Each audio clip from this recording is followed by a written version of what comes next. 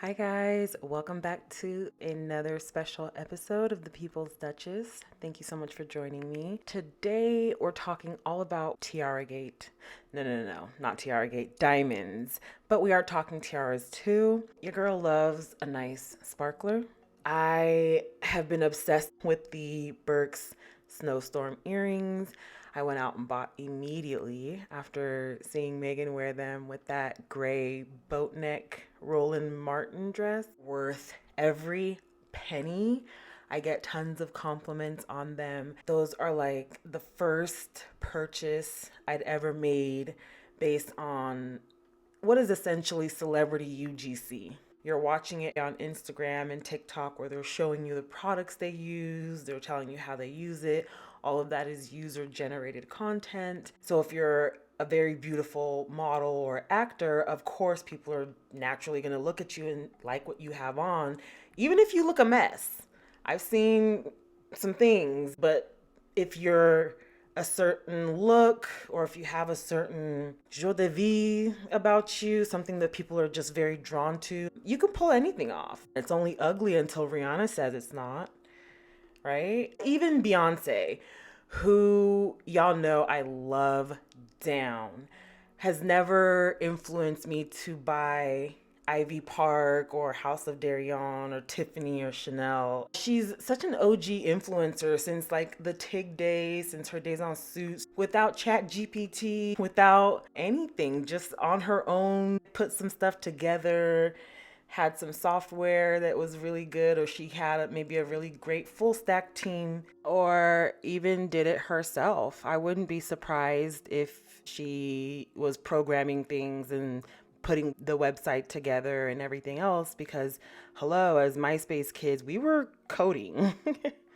That was HTML, like classic coding. So I wouldn't be surprised if she had the skill set to do some of that stuff on the full stack side of things. Hundreds of thousands of followers, and that was a big influence. Instagram came around at the start of the 2010s. She came in at the perfect time and set that easy, effortless luxury trend with the TIG.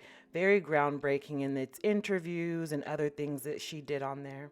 She does style and chic so effortlessly, and it's really amazing to watch her pair things and experiment and march to the beat of her own drum. So I digress. Back to the diamonds. The tiara was a good choice against the plainness of her Sarah Burton for Givenchy gown, natural makeup, and the famously relaxed chignon.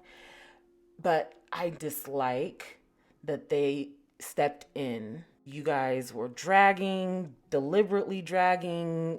It was only after they realized she was about to be elevated to pretty much sainthood if she wore that tiara. They were very gracious in their statements about the selection process, but I don't like that they made her lie, essentially.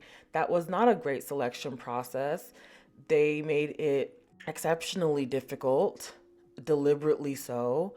And then at the end of that whole shenanigan roller coaster, she had to step out and be gracious and show humility. And I don't understand why she would have had to do that. If it were my wedding and someone came in and told me, hey, because I'm this person, you have to listen to me, I would have pulled every college trick out of my bag, but found a way to tell them to go screw themselves.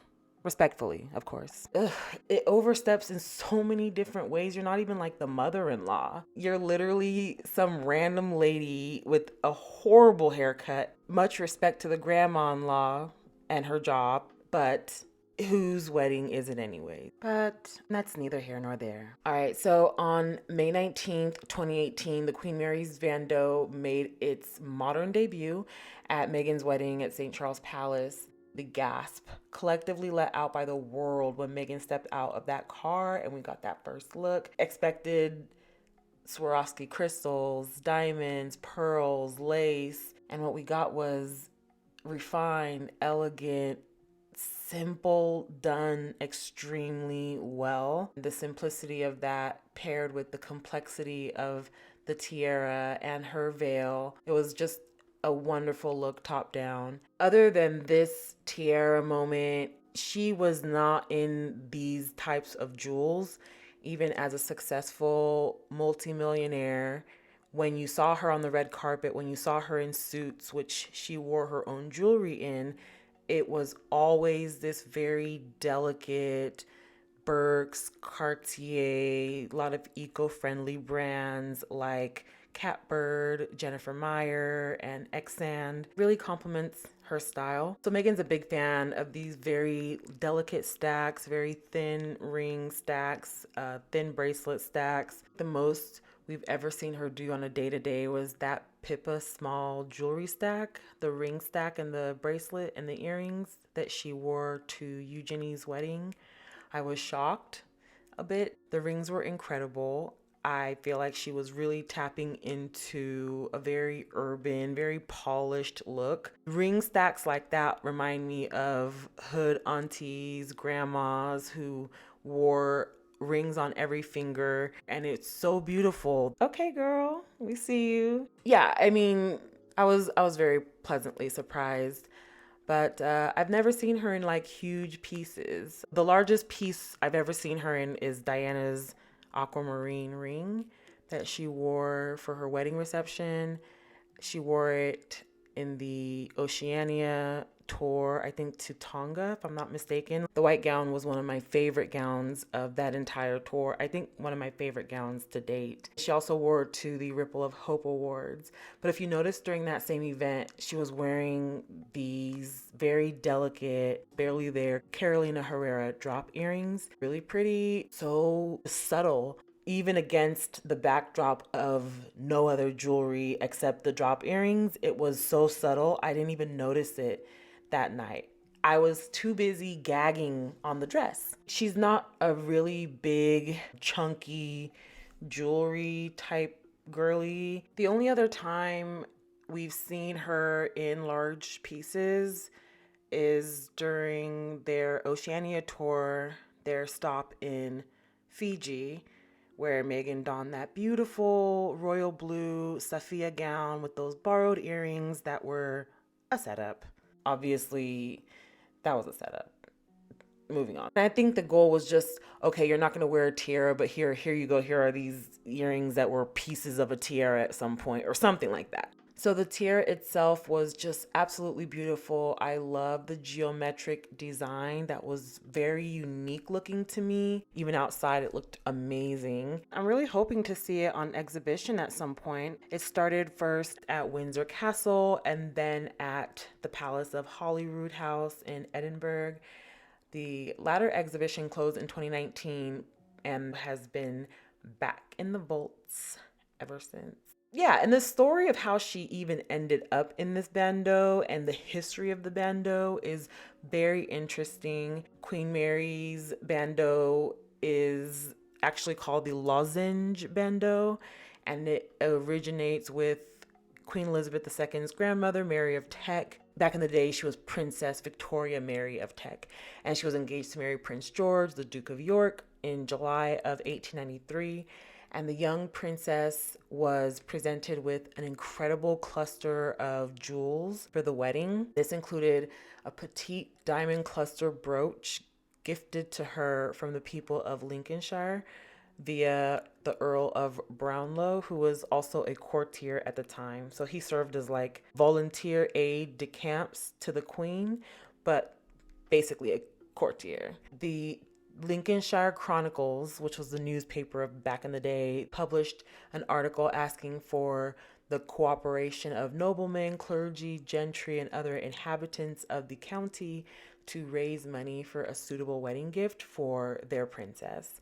So they launched this GoFundMe and smashed their goal. And just a day before the wedding, Lord and Lady Brownlow traveled to Buckingham Palace to present Lincolnshire's gift to Princess Mary. The Chronicle wrote of that occasion, on behalf of the County of Lincoln, the county wedding gift consisting of a large diamond surrounded by 5 other diamonds. The jewel was enclosed in a case of Lincoln green with the arms of the country and quotations from the late Lord Tennyson inscribed on it. Later on, an additional smaller set of stones were placed in between the clustered stones. So, in the list of her wedding gifts, the brooch was originally called the County of Lincoln brooch and displayed alongside all the other presents for viewing by the public. And then a full list of the people who helped pay for the brooch was also published, and Mary loved that brooch. She pinned it real high up on her throat so everybody could always see it. In 1932, Mary did what they do and commissioned Gerard to make a bandeau style tiara using the Lincoln County brooch as the centerpiece. The tiara was then formed as like a flexible band of 11 sections, pave, set with large and small brilliant diamonds in this beautiful geometric design. The cluster style of the brooch is also echoed in a set of smaller diamond clusters placed on either side of the tiara. And the central brooch itself is detachable, and Mary did continue to wear it as part of the tiara and as a standalone jewel in the years after the tiara was made. When Queen Mary passed away, she bequeathed that tiara to her granddaughter, Queen Elizabeth II, at the time Princess Elizabeth of York, and the tiara remained in the royal vaults for 65 years. I hope they have that exhibit more often so I can plan a trip over there just to see it, take some pictures, get right back on the plane and go home. I do think that Meghan's jewelry choices are really different from her wedding bandeau, but I do feel like her wedding bandeau fit for the occasion and the dress, if that makes sense. Does that make sense? I'm ultimately glad that everything was pulled off very beautifully, but knowing what we know now, I would have said save the stress. I don't know. I feel like the Spencer tiara would have been way more worth it. It would have made much more of an impact. It would have probably meant more because this Queen Mary doesn't look like she was really nice. I mean, I don't know her or anything, but I don't know. I'm being rude probably. I'm sorry, that's rude. That's going to do it for today. Thank you so much for joining me. I hope you liked today's video, and if so, please do consider hitting that like button, joining the memberships, or our channel subscription. Have a great rest of your week. Please be kind, and I will see you later. Bye.